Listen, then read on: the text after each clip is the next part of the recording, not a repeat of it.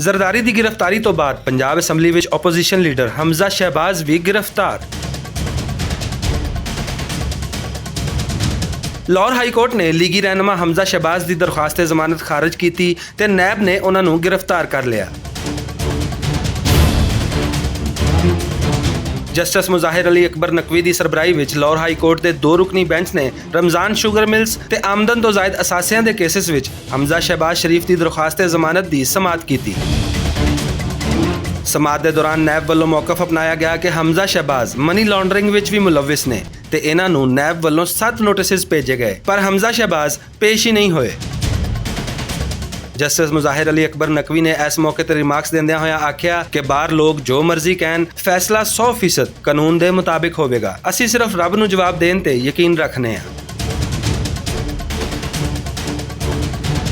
ਹਾਲੀਆ ਗ੍ਰਿਫਤਾਰੀਆਂ ਦਾ ਸਿਲਸਿਲਾ ਜਿਸ ਰਫ਼ਤਾਰ ਨਾਲ ਅੱਗੇ ਵਧ ਰਿਹਾ ਹੈ, ਇਹਨੂੰ ਵੇਖ ਕੇ ਸਿਆਸੀ ਪੰਡਤਾਂ ਦਾ ਇਹੋ ਹੀ ਆਖਣਾ ਹੈ ਕਿ ਸਭ ਫੜੇ ਜਾਣਗੇ। ਸਭ ਫੜੇ ਜਾਣਗੇ ਜੀ, ਸਾਰੇ ਫੜੇ ਜਾਣਗੇ, ਸਭ ਫੜੇ ਜਾਣਗੇ ਜੀ, ਸਭ ਫੜੇ ਜਾਣਗੇ।